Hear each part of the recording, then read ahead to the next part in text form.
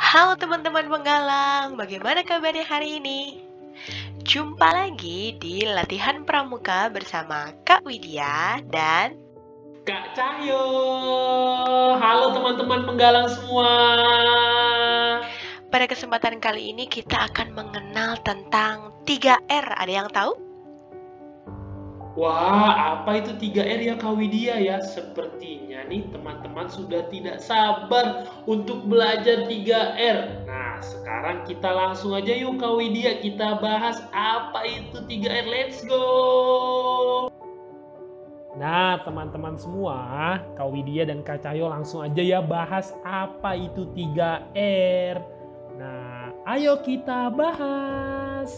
Jadi, menurut pengertian 3R pada dasarnya yaitu konsep atau prinsip reduce, reuse, dan recycle adalah urutan langkah untuk mengolah sampah dengan baik. Nah, ini menurut washforchange.com. Baik Bu Widya, selanjutnya apa itu reduce, reuse, dan recycle?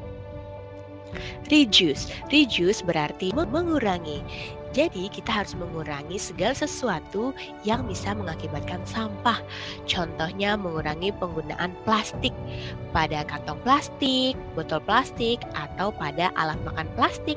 Jadi jika teman-teman ingin berbelanja ke minimarket, jangan lupa untuk bawa tas belanjanya supaya tidak menggunakan kantong plastik.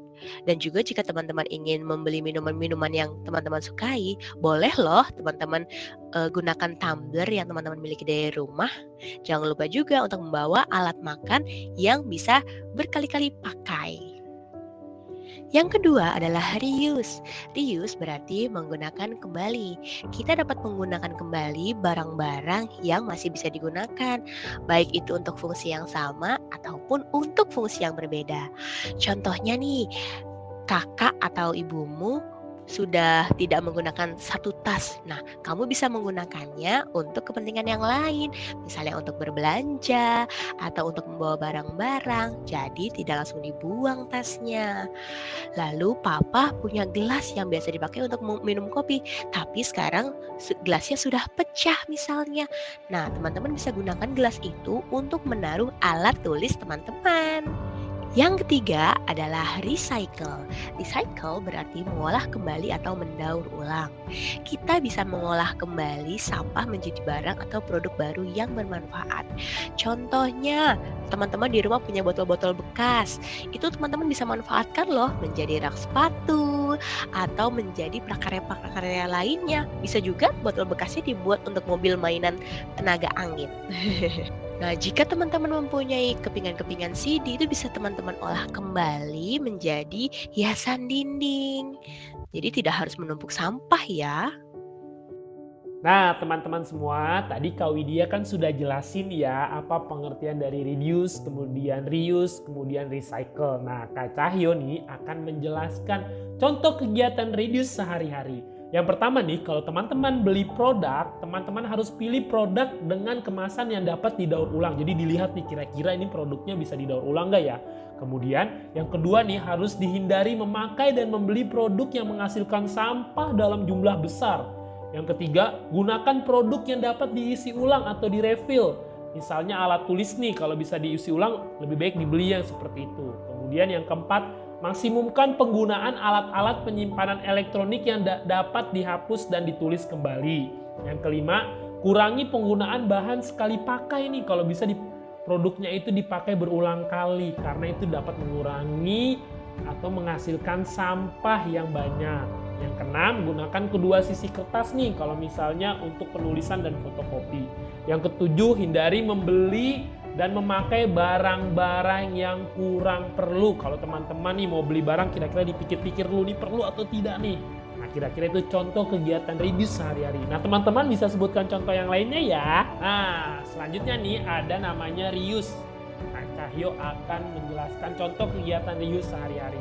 Jadi teman-teman bisa nih pilihlah wadah, kantong, atau benda yang dapat digunakan beberapa kali atau berulang-ulang. Misalnya pergunakan serbet dari kain daripada menggunakan tisu, misalnya mau melap air yang tumpah dan sebagainya. Kemudian teman-teman bisa menggunakan baterai yang dapat di-charge kembali. Dan juga teman-teman bisa gunakan kembali wadah atau kemasan yang telah kosong untuk fungsi yang sama atau fungsi yang lainnya nih. Misalnya botol ada bekas di rumah teman-teman semua. Nah itu bisa digunakan juga mungkin sebagai tempat wadah minyak goreng. Tentunya perlu dicuci kembali ya, jadi itu tidak menghasilkan sampah tapi bisa digunakan kembali. Nah teman-teman juga sekarang bisa coba pikirkan apa saja kegiatan reuse di rumah teman masing-masing. Nah lanjut lagi ya nih Kak Cahyo nih, yang ketiga ada recycle nih. Apa sih yang bisa kita lakukan dari recycle sehari-hari? Pertama kita bisa nih pilih produk dan kemasan yang dapat didaur ulang dan mudah terurai. Kita sebelum membeli produk kita pilih dulu nih produk itu kira-kira bisa didaur ulang atau tidak ya. Kemudian kita bisa mengolah sampah kertas menjadi kertas atau karton kembali. Kemudian lakukan pengolahan sampah organik menjadi kompos. Kemudian juga bisa melakukan pengolahan sampah non-organik menjadi barang yang bermanfaat. Nah, kira-kira seperti itu tuh. Oke, selanjutnya Kak Widya. Indonesia darurat sampah. Penduduk Indonesia menghasilkan 65 juta ton sampah setiap harinya. Dari semua sampah yang dihasilkan tersebut, 24% mengotori ekosistem, hanya 7% yang didaur ulang. Dan 69% diantaranya berakhir di TPA atau tempat pembuangan akhir. Menilik rendahnya tingkat pemahaman dan penerapan masyarakat Indonesia mengenai prinsip 3R, reuse, reduce, recycle, serta dua proses yang menyertainya yaitu recover dan disposal, pemerintah Indonesia sendiri telah mencanangkan program Indonesia Bersih Sampah tahun 2025. Nah, makanya teman-teman, ayo masih ada waktu. Sekarang tahun 2021 menuju ke 2025. Yuk, sekarang teman-teman sudah tahu reuse, reduce, recycle. Mari sama-sama kita bantu Indonesia untuk mengurangi tumpukan-tumpukan sampah setiap harinya. Maka dari itu teman-teman, ayo kita bantu Indonesia untuk mengurangi penumpukan sampah dengan melaksanakan 3R. Nah, Kak Widya, sepertinya nih teman-teman semua nih sudah tahu nih apa itu 3R dan siap untuk mengimplementasikan dan melakukannya di rumah masing-masing. Dengan teman-teman penggalang nih melakukan 3R di rumahnya masing-masing, ke depan Indonesia akan bersih dari sampah yang menumpuk ya Kak Widya ya. Baik Kak Widya, sepertinya kita sudah selesai nih pembelajaran pramuka untuk teman-teman penggalang semua. Sampai jumpa ya dari Kak Cahyo dan Kak Widya di lain waktu. Salam pramuka. Sampai ketemu lagi di latihan pramuka berikutnya. Salam pramuka.